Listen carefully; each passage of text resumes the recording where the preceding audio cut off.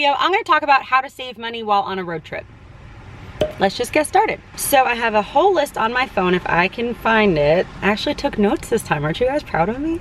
Okay, so I have a whole list of tips and advice on how to not spend too much money when you're on the road. This could be a road trip that's 3 days. This could be if you're living a lifestyle like mine where you're on the road a lot. So all these tips are either ones that I use myself, ones that I know myself but might not use all the time, but I at least know them. And there's also a few new ones that I just recently learned, and then when I get back on the road in a week or two, because I've been in New York for a while, you guys know this, for like the last 3 weeks or so, but when I get back on the road, I will be using those tips. And so yeah, okay, cool. I'm gonna start with food, because I feel like one of the biggest expenses when you're on a road trip, when you're on even vacation, when you are just away from your own home or home, one of the biggest expenses is food. And so the first thing that I have, these are not in really any order, but I kind of grouped them together. So all these first ones are gonna be about food.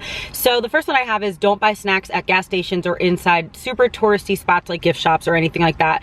Go to Walmart or grocery stores that have sales, coupons, loyalty cards, etc. So this is like a lot of things at once. And so I really suggest not buying food or snacks at places like gas stations, especially at places like truck stops and stuff, unless you have some type of loyalty card there and you can get discounts or something. But besides that, the prices are generally more expensive. And then the same with any like really touristy, like if you're in a national park, the stores in the national park are going to be more expensive. If you want to support your national park by buying stuff there, that's different. But I'm talking about how to like really save money. Those types of touristy places are going to have higher priced items. And so I generally have snacks in my car wherever I'm going, and I usually buy them at a place like Walmart or even Target or grocery stores, especially because a lot of grocery stores have coupons or they'll have like little sales and stuff like that. And so I think it's good to stock up on snacks. And obviously, maybe not obviously, but I'm gonna be totally honest with you, I do buy snacks at gas stations. There are some times that you're kind of in the middle of nowhere and there's only a Pilot and you're really in the mood for chips and queso, and so you're gonna buy it there. It's gonna be a few dollars more than if you bought it at Walmart, but it's what you really want, or if you need it, fine, you know, obviously. But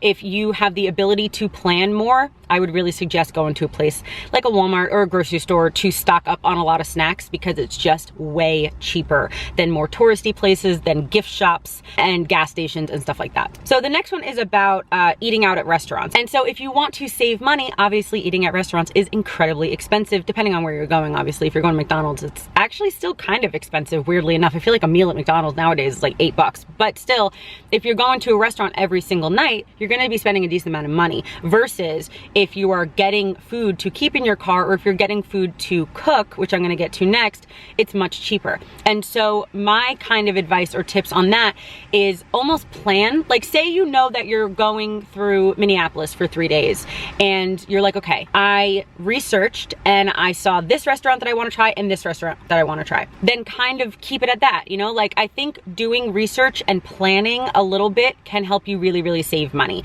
versus getting somewhere and being like, oh my gosh, I'm so hungry, let's just go to that restaurant because it's easy and it's right there.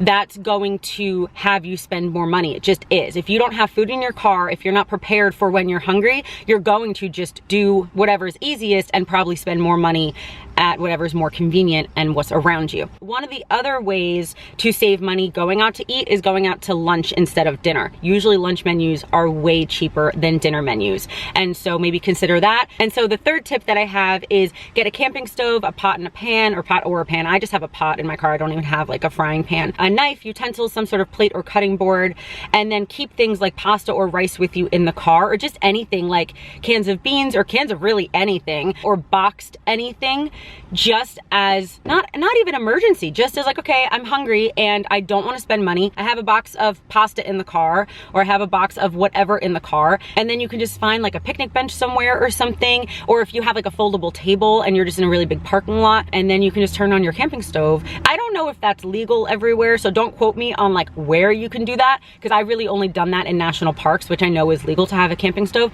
But it's really easy to cook your own food, especially in terms of non-perishable things. There's boxes and cans of so many things that you can keep in the car, or that if you just go to Walmart every few days, you can pick a few to keep in the car. Like if you don't have a lot of room, if you don't want to like stock up on groceries for 2 weeks, you can go every few days, get, you know, a few boxes of things, keep it in the car, eat them over the next few days, and then go grocery shopping and repeat. eat. But also on top of that, you could, if you want to go to the grocery store every day and you know that you have a camping stove and you have a pan and you are able to cook, you can go to a grocery store and go to like the counter and get like a thing of chicken or a steak even, and you can get like fresh ingredients and cook them there. The only thing about that is that you have to make sure that you're getting like exactly what you're going to eat, because leftovers like that, if you have a cooler and if you have the room and the space for a cooler, then you can save leftovers. But I honestly, I don't even know if you guys know this, I generally don't have a cooler with me. Sometimes I do, but I generally don't, because honestly, one of the reasons is that I have not wanted to spend a lot of money on getting the really, really expensive ones.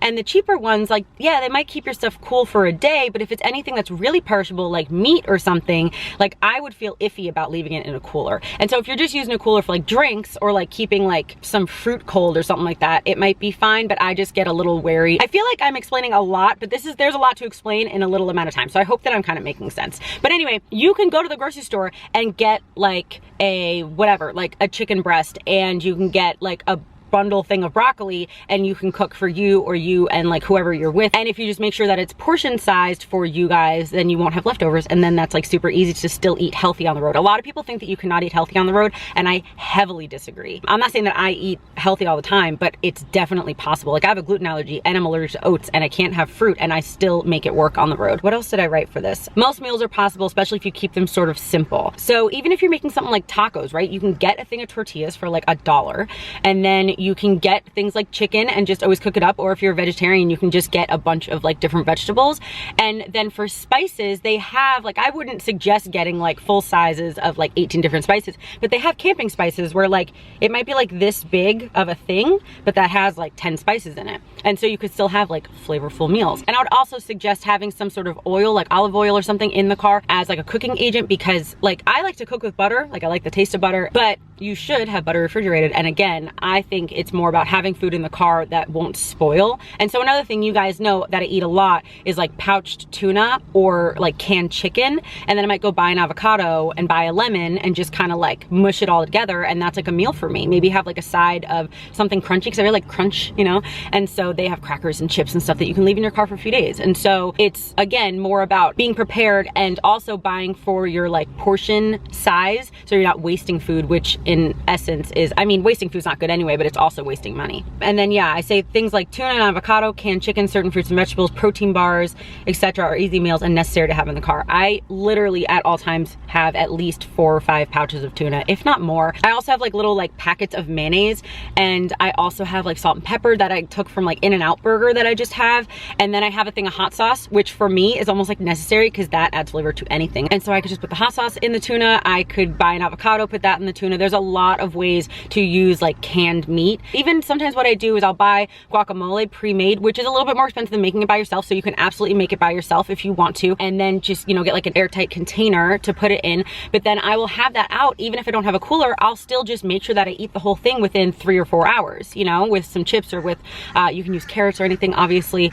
And so it is going to be a little bit more time consuming to save money, but it really will help you save money. So that's basically it with food. I feel like I've explained enough for the past 10 minutes. So the next thing is water. Okay, so there's 2 things about water that I could explain. I feel like a lot of you guys know this already, but a bottle of water, like a bottle of water, you know, is basically the same exact price, if not more expensive than a gallon of water. And so what I do is I'll buy a gallon of water and I'll just like keep filling up a bottle or just drink it out of the gallon. But an even better way is to have like some kind of canteen or some kind of reusable water bottle, obviously, and fill it up at the gym. At a lot of gas stations, that if they have like the fountains, they will give you free water, or it might be like 30 cents or something, or even like free ice or 30-cent ice. Or yeah, so the gym, gas stations, national parks always have free water. There's tons of places to get free water. And so if you really want to save money on water, you almost never have to buy water. If you have like a reusable water bottle, which you should have anyway, and again, you can go to the gym and fill up 2. Like it doesn't matter, you're paying to go to the gym, you know, you can use their water. And so don't buy water unless you have to. Super easy way to save money. And then so now let's talk a little bit about actually driving.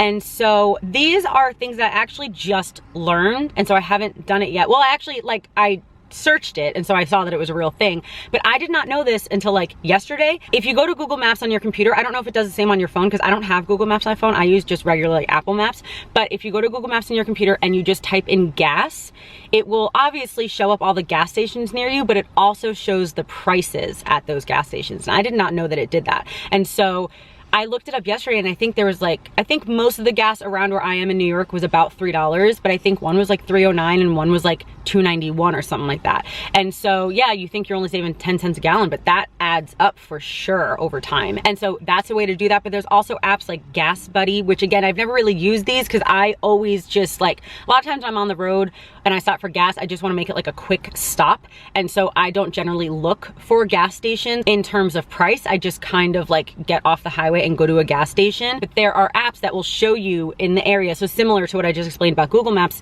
it will show you in the area what has the cheapest gas. And then also a little side note, little tip about gas. Generally the gas stations off the highway, like right off the highway, are the most expensive. And so if you have the time, drive a couple miles off the highway, it'll probably be drastically cheaper if you go a couple miles off the highway versus like the truck stops and stuff that are right on the highway. I usually go to those. I like them. But also again, you could have like loyalty cards and stuff. If you have like a Kroger card and you rack up your points, I know you can use that to save money on gas. And so there's also extra ways to get around that with loyalty cards and stuff. And then also honestly, if you're into like credit cards, if you're okay having credit cards, I personally don't use credit cards, but you can get credit cards that get you, you know, gas or Target gift cards or whatever like that. And so you are spending money, and then, you know, obviously make sure that you pay it off. Don't rack up credit card debt. It's not a fun thing to have. But then on top of that, you can get rewards. And so if that's something that you're into, there's tons of credit cards with rewards. Again, if you keep up on it, so you're not charged crazy interest, that could be a thing that is helpful to you. And so just a few more things about like driving in general. If you're in some places like Austin,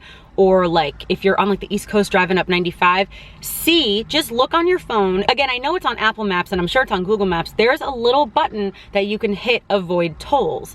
And there's places like in Austin where if you hit avoid toll, it might only add 2 minutes to your drive, but you're saving, even if it's a quarter or like $1, you're still saving money by not going through that toll. Sometimes if you're going through like New York City or something, not going through a toll might take a while to go like around in and out, but there's places like Austin, or I don't even know other places that have just like random little tolls through the city that are not unnecessary, but they just kind of like paying the toll will save you time. But sometimes depending on where you're going, it might only save you a couple minutes. And so paying the toll might not be necessary. And so click that little avoid tolls thing and just see what it says and see if it's, you know, much more time or if it's really about the same amount of time and you can save money. So now in terms of like car maintenance, I don't know if they give them out all the time, but I have a Jiffy Lube coupon book. And I know that Jiffy Lube just gave it to me once. I don't know if it was like a special promotion. They just gave them out that day. I have no idea. But I also know that there's coupons online for like $5 off an oil change and stuff like that. So you can always find coupons literally for a lot of things. And then even if we're talking about like entertainment, this is kind of like a side note because I don't really talk about entertainment on here. You can find Groupons. Like there's certain things, or just like free entertainment. Like you can go to most beaches for free. You might have to pay for parking. Or if you park a little bit further, you might not have to pay for parking. That's another thing too. Like I know that there's certain places, like even on Long Island, that like if you want to park right on the street, you have to pay. But if you literally park 2 blocks down, it's free parking. So that's another way to save money about parking. But then also entertainment, yeah, that's kind of all up to you. I don't really talk about that in here because if you're on like a trip or on a vacation or on a road trip to do things, really there are a few ways to save money. Like there's certain bundle packs. If you sign up for a mailing list, you might get a coupon or something like that, or things like Groupon, you know what I mean? But yeah, that's kind of just my tips on entertainment because I don't really talk about that more in here. But so talking about car maintenance, there are coupons for that as well. So another thing, I don't know if you guys know this, and I also don't know how 100% true this is, but I've heard it many times from different sources, and so there might be a sense of truth to it, is that you can save gas mileage like on your actual car if you drive safely. Like, so if you're like weaving in and out, if you're super zooming up and then hitting the brakes, it will lower your miles per gallon. So if you just drive like a, you know, a safe human being, then you might also be able to save money on gas because your car can get more miles out of the gas that you're using. So the last few things, let's see. Oh, also just to go back to maintenance, just keep up on your maintenance. Just do that. Like before, especially before you're leaving for somewhere, like if you're about to need an oil change, just get an oil change. You know, like if you hear something wrong with your car, go get it checked out because you do not want to be stuck in the middle of nowhere and have to call a tow truck because that makes it A, very inconvenient, B, A, B, mildly terrifying, and then 3C, way more expensive if you need to call a tow truck or something. So the last few things are like camping. So I really only camp where I know that it's like a safe campground, which means that I have to pay for it. But I'm okay for like how I feel comfortable paying for that. Because also a lot of this stuff depends on what you want. But if you want to save money in certain areas, like if you don't want to pay for camping, there are tons of free campgrounds. That's such an easy Google to find, like BLM land or just like free campsites all over the country. But for me, I don't really do that because most of the time I camp alone. And I like knowing that like I'm generally in a national park or in like a populated campground because that just makes me feel safer. But there's definitely ways to camp for free or very cheap. And then also, speaking of national parks, if you plan on going to more than like 2 a year,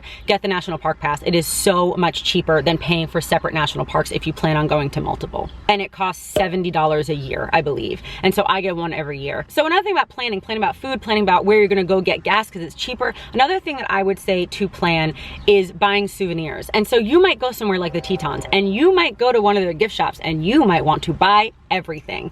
And so it might be smart to, before you get to somewhere that maybe that you've never been before or that you love, to kind of think of what you would allow yourself. There's a train going by. Can you hear that? Is that super annoying? It might be smart to plan, okay, I'm only going to let myself spend $10 at each national park in souvenirs, or I'm only gonna allow myself to buy one new t-shirt in the next month, or I'm only gonna let myself, when I go to a new place, buy like a patch or something. So like, you guys know I have all the patches and pins on my ceiling. I buy a new patch every time I go to a national park. But besides that, like when I first went, I wanted to buy stickers, and I wanted to buy this, and I wanted to buy this, and I wanted to buy this.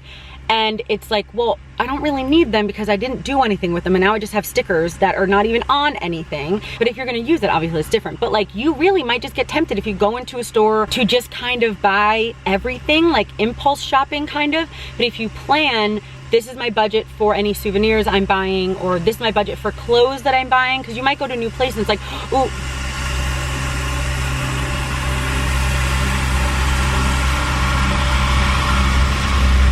but yeah, you might go to a place that has like really good shopping and you might love shopping, and it would be just so easy to just buy whatever you want. But if you have an idea of a budget in mind or a number of things you're gonna allow yourself to buy in mind, it will help you spend less money, because it'll help you be more like, well, do I really need this?